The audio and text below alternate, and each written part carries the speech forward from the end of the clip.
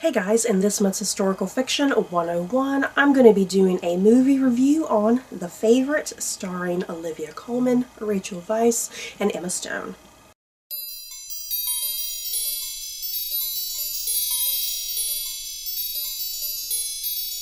So before I do head into this movie review for The Favorite, I don't think I'm going to have any spoilers, you guys. I'm going to try my best not to really have any spoilers. So yeah, feel free to watch as you will. So yeah, let's get going. Like I said, this is going to be a movie review on The Favorite. And I believe this was originally released back in kind of at the end of 2018, but I just recently saw it. It kind of came to my theaters recently, here in February, or January, I should say, because I actually saw it right at the very end of January. So yeah, what is The Favorite about? Let me kind of read my quick plot summary that I have here. The movie, it takes place 1708. So yeah, very early 1700s, and Britain is at war with France, and the movie follows two cousins, that being the characters played by Emma Stone and Rachel Weisz, and these two cousins are vying for the attention of the very frail Queen Anne. And yeah, this is definitely a very different movie for me. I mean, as much as I love historical fiction, the thing is I'm not very familiar with the Stuart dynasty, especially kind of right here near the end of the Stuarts. And I mean, even just Queen Anne herself, you know, so much emphasis and whatnot is put on the other more popular, more famous female monarchs like Queen Victoria and Queen Elizabeth I, even Queen Elizabeth II. And yeah, I know absolutely nothing about Queen Anne. So yeah, just kind of a disclaimer, if you will. I'm not familiar with the Stuart dynasty all that much. I'm far more familiar with like the Plantagenets and the Tudors. Yeah, I'm definitely not very knowledgeable about Queen Anne. But this movie definitely made me much more interested to learn more about her, to learn more about the time period. So yeah, let's talk about the acting. I always love starting with the acting with the movie. We gotta talk about Olivia Colman, you guys. If you've been watching or reading up on like all the award season nominations, Olivia Colman has pretty much been nominated for just about everything, and there's definitely a reason why she is nominated. Olivia Colman, she is playing Queen Anne. Queen Anne, she's the last Stuart monarch.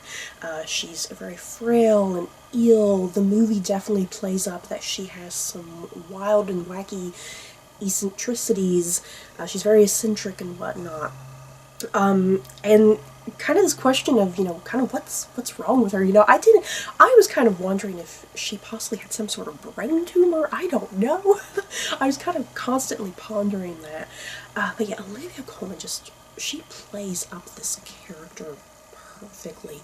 There's the moments that you pity her, there's the moments that you feel sad for her, there's the moments that you're laughing with her.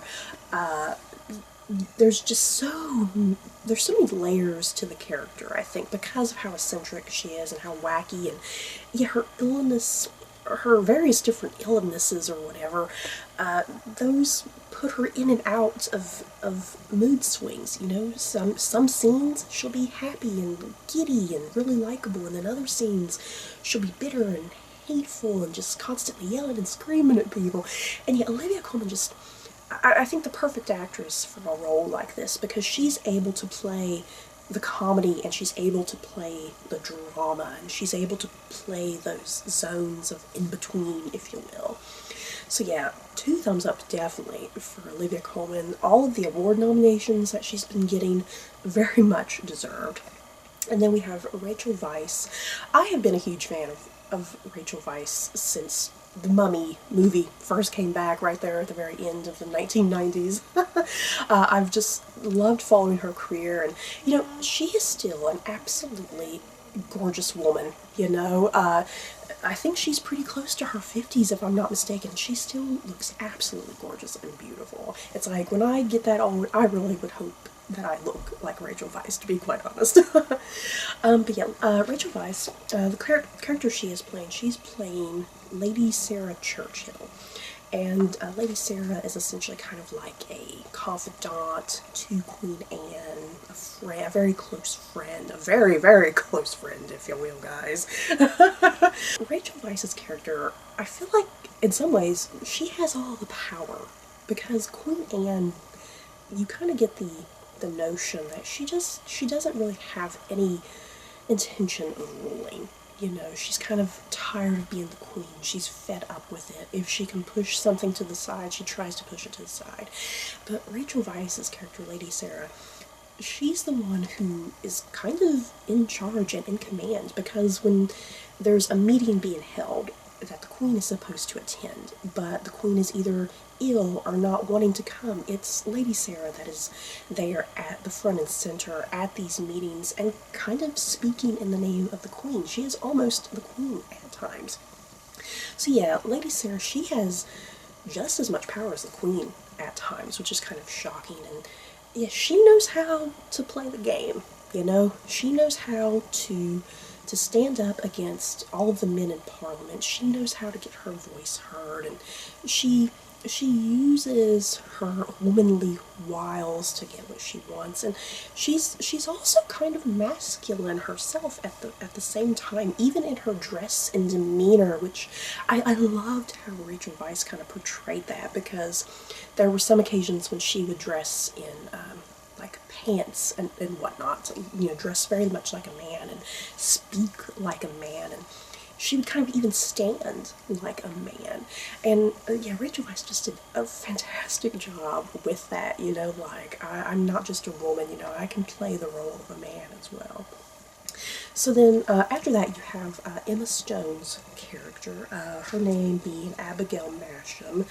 I really loved Emma Stone in this movie, you guys. This is something very, very different. I don't think I've ever seen Emma Stone in a period piece quite like this, and I don't think I've ever heard her use a British accent. I feel like I should have gone on IMDb to look at her filmography, because I seriously cannot remember if I've ever heard Emma Stone do a British accent. And the thing is, she did it amazingly. I kind of forgot that she was American, to be quite honest. But yeah, Emma Stone is playing Abigail Masham, who is the cousin to Rachel Weisz's character. And her character initially starts off, she's kind of in disgrace a bit. Her family has fallen upon hard times, and her family used to be kind of great and noble, but she's kind of now forced to be like a scullery maid, and she's pretty much coming to the castle to beg and plead for a position at the court of Queen Anne. And the thing is, she doesn't start off, you know, where her cousin is. She starts off kind of at the lowest of the low, kind of, she has to start as a scullery maid. But yeah, Emma Stone's character, oh my god, I really loved and hated the Abigail character, to be quite honest.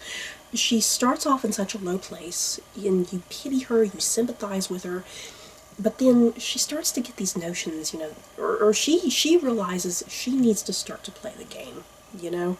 She realizes she needs to start making power moves, essentially kind of being just like her cousin. And she slowly, through the movie, she slowly kind of rises in station. She starts off as the scullery maid, she works up, and then she works up to being a confidant to Queen Anne herself. She kind of works up to that same position that her cousin is. And that's where you kind of get to the title, The Favorite. It's essentially alluding to the two cousins, their relationship with the queen, and the two of them trying to outwit and outplay each other to see who gets the full attention of the queen.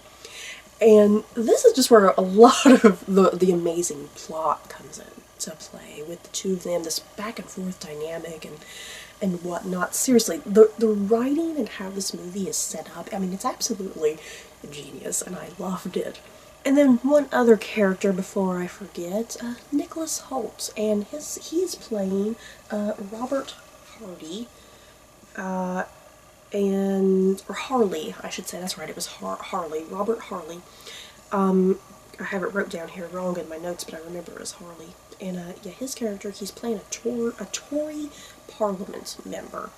And I really loved Nicholas Hoult in this, you guys. I'm so used to seeing Nicholas Hoult really, sweet and cute and adorable. And yeah, in this, he's like really flashy and flamboyant, and the costuming, he has the ridiculous wig and the makeup, and the clothing's just ridiculous, It's great. I really loved Nicholas Holt's character. Just nice to see a different side to his acting than I typically see. So yeah, enough with the characters. I loved every bit of the characters, you guys. Fantastic writing with the characters, fantastic acting from the actors, fantastic direction with the actors. Some things of note about this movie. I mean, the things that I loved in particular, I loved the great costumes, the great set pieces. The music is very interesting as well. The music is very atmospheric. It's one of those movies that it's kind of hard to describe the music. You need to kind of physically watch the movie in order to understand the music, because the music, not only is it atmospheric, but there's just something kind of really strange and weird about it, the way it's played during certain scenes, but it really matches the tone of this movie, I think.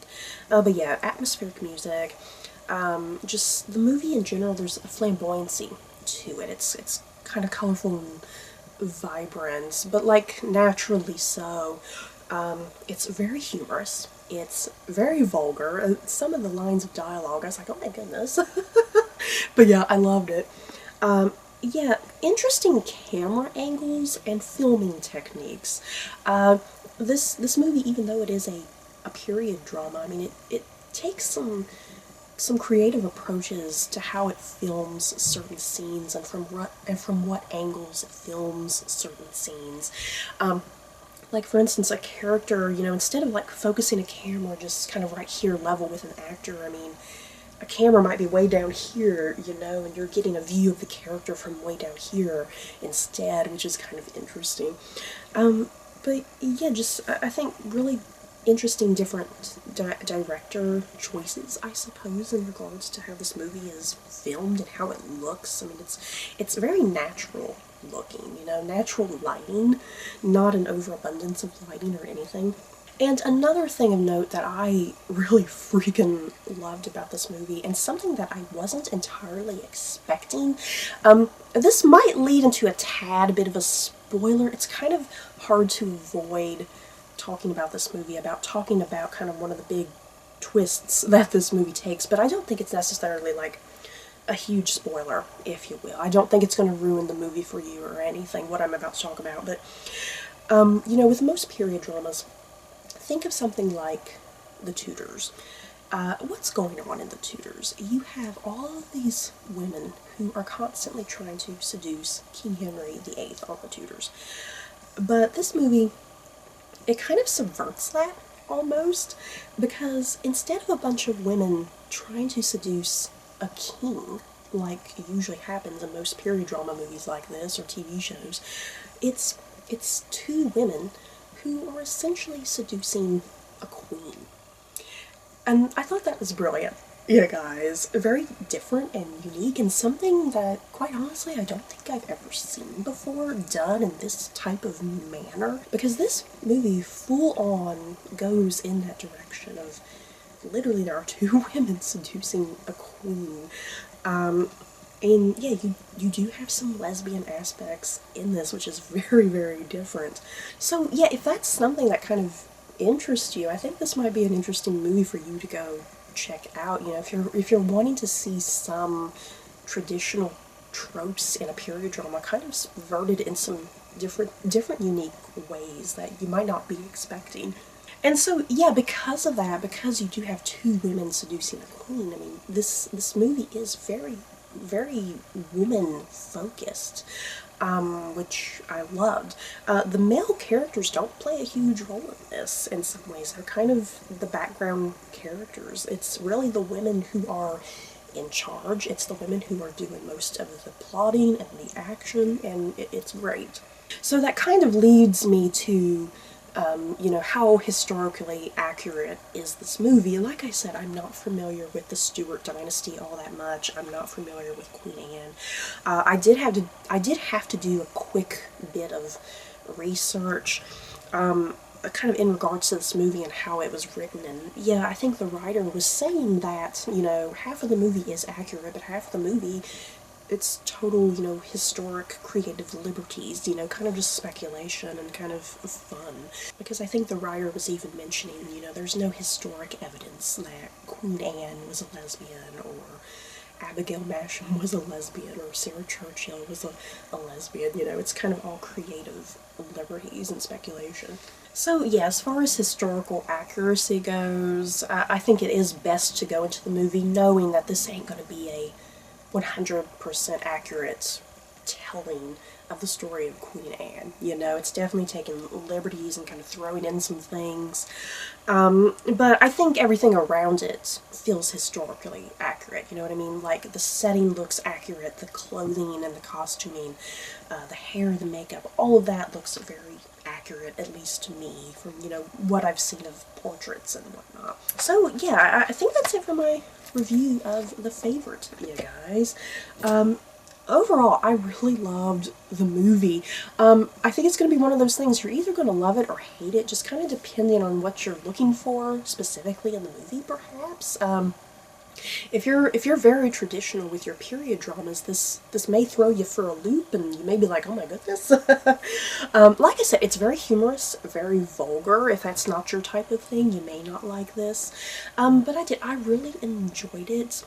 Just something very different. You know, I'm a huge lover of historical fiction and period dramas, and this was just very different. It felt different. It kind of did a few different things that I was totally like, oh my god, I was not expecting that. And yeah, fantastic direction and writing and the acting, you guys. You gotta watch this movie for just the acting alone. These three female actresses just really stand toe-to-toe with one another, and just such great chemistry and vibrancy, and it's really, really amazing in my opinion. So I definitely recommend The Favorite if you've not seen it already. So that's it for this movie review of The Favorite. In the comments below, have you guys seen this movie? Do you want to see it? How do you feel about all the award nominations it's been getting? Just let me know your thoughts down below. So don't forget to like, comment, and subscribe. And if you like this video, you may like these other videos. Bye guys.